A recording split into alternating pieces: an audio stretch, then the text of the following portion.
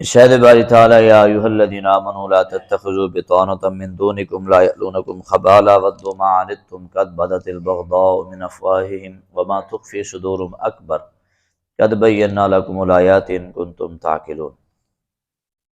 وحدہ لا شریک نے ارشاد فرمایا، اے ایمان والو، غیروں کو اپنا رازدار مت بناؤ، وہ تمہاری برائی میں کمی نہیں کرتے، ان کی آرزو ہے کہ تمہیں تکلیفیں پہنچیں، اور یہ تو وہ بغض ہے جو ان کے منہ سے ظاہر ہوا، لیکن وہ جو ان کے دل میں چھپا ہوا ہے وہ بہت بڑا ہے۔ ہم تمہیں اپنی آیات اس لیے واضح بیان کرتے ہیں کہ تمہیں کچھ عقل آئے، تمہیں کچھ سمجھ آئے۔ اس آیہ مبارکہ میں پیارے آقا صلی اللہ علیہ وسلم کے وہ غلام جو مسلمان ہو گئے تھے اور ان کے عزیز و اقارب یہودی عیسائی ابھی تھے، ان سے اپنا میل جول رکھتے تھے اور ان سے کوئی راز کی باتیں کرتے تھے، تو وحدہ لا شریک نے یہ قرآن کی آیت کو نازل فرما دیا۔ خلاق عالم نے ارشاد فرمایا کہ اے میرے نبی کے غلاموں، غیروں کو مت رازدار بناؤ، کافر تمہارا غیر ہے، یہ تمہارا دشمن ہے، یہ تمہاری برائی میں کمی نہیں لاتا، ہر وقت اس کے دل کی خواہش یہ ہے کہ تم تکلیف میں مبتلا رہو، اس کی آرزو ہے دل کی کہ مسلمان ہمیشہ تکلیف میں رہے۔ کوئی بھی منافق، کوئی بھی یہودی، عیسائی، کافر تمہارا دوست نہیں ہو سکتا، تمہارا رازدار نہیں ہو سکتا، تمہارا اپنا نہیں ہو سکتا، اور ان کے اندر بغض ہے تمہارے لیے، عداوت ہے۔ اور یہ تو وہ ہے نا جو تو اپنے منہ سے کہتے ہیں کہ مسلمانوں کو نقصان پہنچے، لیکن جو دل میں وہ تمہارے لیے بغض و عداوت چھپائے بیٹھے ہیں، وہ تو تم پرکھ بھی نہیں سکتے کہ ان کے اندر کتنی ہے۔ ہاں انتم اولئک تحبونہم ولا یحبونکم، یہ تو تم ہو جو کہتے ہو ہمیں ان سے پیار ہے، لیکن انہیں تم سے پیار نہیں ہے۔ وتؤمنون بالکتاب کلہ، اور تم تو ایمان لاتے ہو ہر کتاب پہ، لیکن وہ نہیں لاتے۔ قالوا جب تم سے ملاقات، وَإِذَا لَقُوكُمْ قَالُوا آمَنَّا، جب تم سے ملتے ہیں تو کہتے ہیں ہم بھی ایمان لائے، لیکن وَإِذَا خَلَوْا عَضُّوا عَلَيْكُمُ الْأَنَامِلَ مِنَ الْغَيْظِ، لیکن جب وہ اپنے تنہائی میں چلے جاتے ہیں تو غصے کے اندر تمہارے اوپر انگلیاں چباتے۔ قُلْ مُوتُوا بِغَيْظِكُمْ، اے پیارے محبوب صلی اللہ علیہ وسلم آپ ارشاد فرمائیں تم مر جاؤ اپنے غضب میں، مر جاؤ اپنی جلن میں، بے شک اللہ دلوں کے ہر بات کو جاننے والا ہے۔ یہاں ان کے انداز کو بیان کیا گیا ہے کہ تم تو ان سے محبت کرتے ہو، لیکن وہ لوگ تم لوگوں سے محبت نہیں کرتے، تم تو عزیز سمجھتے ہوئے، رشتہ دار سمجھتے ہوئے کہتے ہو چل کوئی بات نہیں میں ان سے اپنا تھوڑا بہت رشتہ چلاؤں، تو یہ لوگ تمہارے بارے میں کوئی رشتہ نہیں چلا رہے، تم ان کے دلوں میں، احساسات میں، جذبات میں تمہاری کہیں بھی کوئی جگہ نہیں ہے۔ تمہیں مل کر منافقانہ رویہ رکھ کے کہتے ہیں کہ ہم بھی مان لائے، لیکن جب تنہائی میں جاتے ہیں تو غصے سے انگلیاں چباتے ہیں کہ وہ تمہیں مار دینا چاہتے ہیں، تمہیں ہلاک ہونا، تمہیں تکلیف میں مبتلا دیکھنا چاہتے ہیں۔ لیکن اے حبیب صلی اللہ علیہ وسلم آپ ان منافقوں کو، ان کافروں کو بتا دیجئے اللہ کے لئے تم اسی جلن میں مر جاؤ اور برباد ہو جاؤ۔ اور رب غفور نے آگے یوں بھی ارشاد فرمایا کہ یہ جو تمہارے دشمن بنے پھرتے ہیں نا، یہ تمہارے عداوت تمہارے لیے اور بغض و عداوت تمہارے لیے سینے میں چھپائے، اور ان کا انداز کچھ اس طرح کا ہے کہ ان تمسسکم حسنۃ تسؤہم، جب تمہیں کوئی برائی پہنچتی ہے تو اس پر وہ خوش ہوتے ہیں، جب کوئی بھلائی پہنچتی ہے تو اس پر وہ تکلیف میں آ جاتے ہیں کہ تمہیں بھلائی کیسے پہنچ گئی، لیکن جب برائی آئے تو یفرحوا بہا، جب تمہیں تکلیف مبتلا ہو جائے تو یہ خوش ہوتے ہیں، اچھا ہوا مسلمان تکلیف میں آ گئے، اچھا ہوا مسلمانوں کو تکلیف پہنچی۔ لیکن جیسے ہی تمہیں بھلائی نصیب ہو جائے، راحت نصیب ہو جائے، اسی وقت ان کو تکلیف ہونے شروع ہو جاتی ہے۔ لیکن خلاق عالم نے فرمایا وَإِن تَصْبِرُوا وَتَتَّقُوا، رب فرماتا ہے اگر تم صبر کرتے رہو اور پرہیزگاری اختیار کرتے رہو، لَا يَضُرُّكُمْ كَيْدُهُمْ شَيْئًا، ان کا کوئی بھی داؤ تم پہ کام نہیں آ سکتا، جو مرضی کر لیں گے، دنیا جہاں کی پاور استعمال کر لیں، لیکن تم نے صبر کا دامن نہیں چھوڑنا، پرہیزگاری کا دامن تم نے نہیں چھوڑنا، یہ سارے مل کے بھی آ جائیں نا تمہارا بال بھی نہیں مروڑ سکتے، تمہارا کوئی نقصان نہیں کر سکتے، اس لیے کہ اللہ تمام کاموں کو گھیرے میں لیے ہوئے ہے۔ ان تینوں آیات میں وحدہ لا شریک نے ہمیں یہی بات سمجھائی ہے کہ تم کافروں کو اپنا مت سمجھو، یہودیوں عیسائیوں کو اپنا مت سمجھو، یہ سارے کے سارے لوگ تمہارے دشمن ہیں، یہ تو چاہتے ہیں تم ہلاک ہو جاؤ، یہ تو چاہتے ہیں تم مشکل میں پڑ جاؤ۔ جب تم انہیں اپنا رازدار بناتے ہو تو یہی تمہارے راز جو ہے یہ اٹھا کر بھائی لوگوں کو میں بیان کرتے۔ اور منافق کا بھی یہی طرز عمل ہے، جو منہ سے تو کہتا ہے ہم آپ کے ہیں، لیکن اندر سے وہ تمہارا عداوت رکھنے والا ہے۔ باہر میں جا کر جس طرح کہ سرکار دو عالم صلی اللہ علیہ وسلم کی بارگاہ میں کچھ منافق بھی تو بیٹھتے تھے، ابن ابی سلول ورگے، سرکار کے پاس بیٹھ کر تو سرکار کی غلامی کا ناٹک کرتے تھے، لیکن جب سرکار کی بارگاہ سے نکلتے تو ایک ایک سرکار کی بات وہاں جا کے بیان کر دیتے، اور وہاں اپنی بات کی ہوئی پر عداوت میں آتے اور غصہ کرتے کہ کاش ایسا کوئی موقع مل جائے اور ہمیں یہ بھی بات بیان کرنی نہ پڑے۔ لیکن یاد رکھو تمہارا رازدار صرف وہ ہے جو مصطفیٰ کا سچا غلام ہے، تمہارا رازدار اور تمہارا اپنا وہ ہے جو آپ کے نبی کا غلام ہے۔ جو مسلمان نہیں ہے وہ تمہارا نہیں، لیکن افسوس اس وقت ہوتا ہے جب آج ساری وفائیں کافر کے ساتھ ہوں اور مسلمان کو کوئی دیکھے ہی نہ۔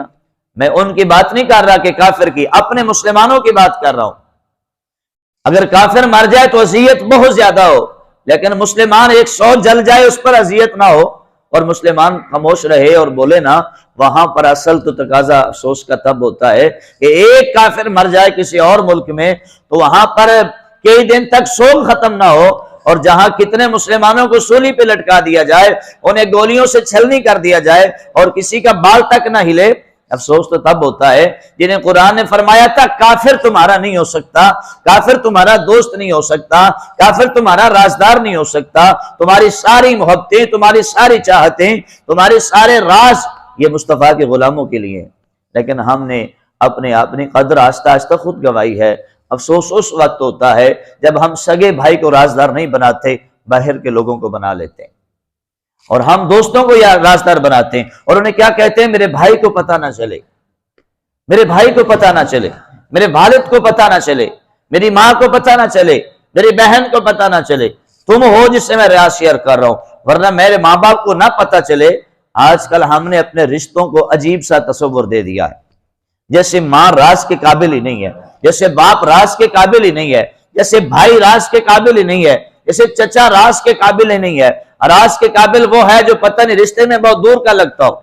یا جو کوئی اور ہو وہ راز کے قابل بن جاتا ہے، لیکن سکا بھائی راز کے قابل نہیں۔ یہ کیسا دستور پیش ہو گیا؟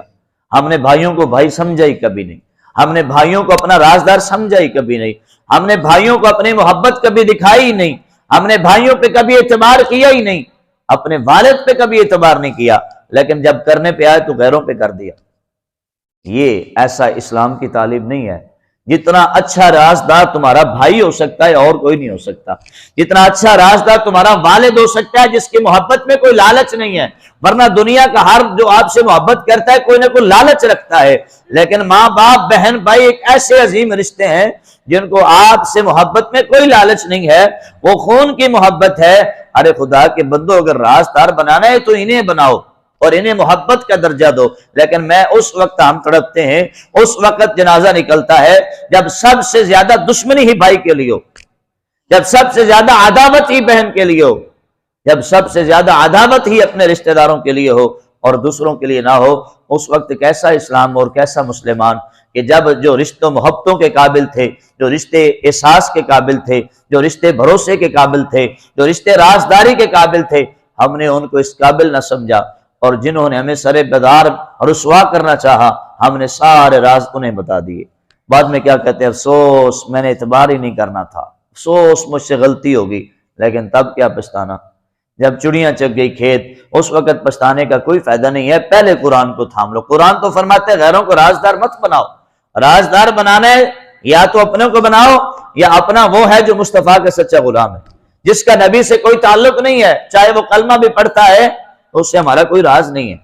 راز اس سے ہے جو کلمہ پڑھنے کے ساتھ ساتھ اپنے نبی سے تعلق بھی جوڑے ہوئے ہیں۔ ہم کائنات کا ہر رشتہ نبھاتے، نہیں نبھاتے تو مصطفیٰ کی غلامی کا نہیں نبھاتے، باقی ہر رشتہ ہمیں عزیز ہے، نہیں ایسا نہیں ہونا چاہیے۔ آپ کے مد نظر بس ایک رشتہ سب سے عظیم ہونا چاہیے، اور وہ رشتہ لا الہ الا اللہ محمد الرسول اللہ صلی اللہ علیہ وسلم کا ہے۔ لہٰذا میرے بھائیوں، بزرگوں، نوجوان دوستو، اپنے بھائیوں سے اتنی محبت کرو، اتنی دوستی لگاؤ کہ انہیں راز کے قابل بنا لو، ورنہ دل میں کیا ہوتا ہے کہ ہم چھوٹی سی بات ہوتی ہے ادھر سے سنتے ہیں، تیرے بھائی نے ایسی بات کی، چاہے وہ بیوی ہماری کرے، چاہے وہ کوئی رشتہ دار کہے، اچھا میرے بھائی نے ایسی کی ہے، ہم 3 ماہ تک اسے بلاتے ہی نہیں، ہم پوچھنے کی زحمت نہیں کرتے، پتہ نہیں میرے بھائی نے بات کہیں نہ بھی کی ہو تو جھوٹ ہی بول رہی ہو۔ جب ایک دفعہ ہم اپنی بیوی کی یا کسی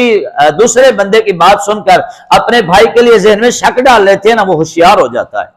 وہ دوسرے دن اور بات کرے گا، تیسرے دن اور بات کرے گا، چوٹ پہ چوٹ کرتا چلا جائے گا، یہاں تک کہ وہ کامیاب ہو جائے گا اور تم اپنے بھائی کے بارے میں دل میں زہر بٹھا لو گے، جبکہ یہ سراسر اپنے ساتھ دشمنی ہے۔ جب پھر کیا ہوتا ہے، سال بعد، 2 سال بعد، 3 سال بعد، جب حقیقت سے پردہ اٹھتا ہے، یار حقیقت میں تو میرا بھائی جھوٹا نہیں تھا، وہ تو یہ بات کرنے والا جھوٹا تھا، چاہے وہ بیوی ہو چاہے وہ کوئی بھی ہو، تو ہم اس وقت پچھتاتے ہیں، کاش اس وقت میں نے اعتبار نہ کیا ہوتا۔ تو پیارے نبی پاک صلی اللہ علیہ وسلم آخری بات کر کے درس ختم کرتے ہیں، میرے نبی پاک صلی اللہ علیہ وسلم نے فرمایا اس وقت تک بات پر یقین مت کرو، کیا؟ اس وقت تک کسی بات پہ یقین مت کرو جب تک تحقیق نہ کر لو۔ لیکن ہمارے پاس سے دور دور تک تحقیق کا کوئی تعلق نہیں ہے، ہم رشتے توڑنے پہ آتے ہیں تو ہلکی سی آ کر کوئی مکھی بھی بات کر دے تو اس کی بھی مان لیتے ہیں، وہ جو زمانے میں جسے کوئی منہ نہ لگائے اس کی بھی بات مان لیتے ہیں، اچھا میرے بھائی نے یہ بات کی ہے، نہ بے رشتے کمزور مت کریں، چاہے وہ بھائی کا ہو، چاہے وہ خالہ کا ہو، چاہے وہ چچا کا ہو، چاہے وہ ماموں کا ہو، چاہے وہ بھائی کا ہو یا نمازی کا ہو، کسی کا بھی آپ کے دوست کا، اتنا کمزور مت لیں کہ ہر آئے غیرے کی بات کو سن کر اپنے دل میں خلش بٹھا لیں۔ یہ مصطفیٰ کے غلام کی شان نہیں ہو سکتی، نہ اس کا انداز ہو سکتا ہے، بلکہ ان لوگوں کو کہہ دیں کہ تم یہاں سے اپنی باتیں لے کر کسی اور بازار میں یہ چورن بیچو، ہمیں اپنے پیاروں پہ اعتبار ہے، اس کے بعد تحقیق کرنا شروع کر دو، سراغ لگانا شروع کر دو، اگر واقعتاً آپ کا وہ اپنا پیارا آپ سے عداوت رکھتا ہے تو خاموشی سے اپنا جو ہے اس سے ایٹم الگ کر لو یا بچاؤ اپنا لو، لیکن سرے بازار اپنوں کو بدنام مت کرو۔ اللہ رب العزت کی بارگاہ میں دعا ہے اللہ ہمیں تمام رشتے بھائیوں کے محبت پیار والے انہوں آسن انداز سے نبھانے کی، اور جو واقعتاً قرآن و حدیث نے غیر رشتہ کہا ہے مولا ہمیں ان تمام رشتوں سے دور رکھنے کی توفیق عطا فرمائے اور ہمیں قرآن و حدیث پہ عمل پیرا ہونے کی توفیق عطا فرمائے۔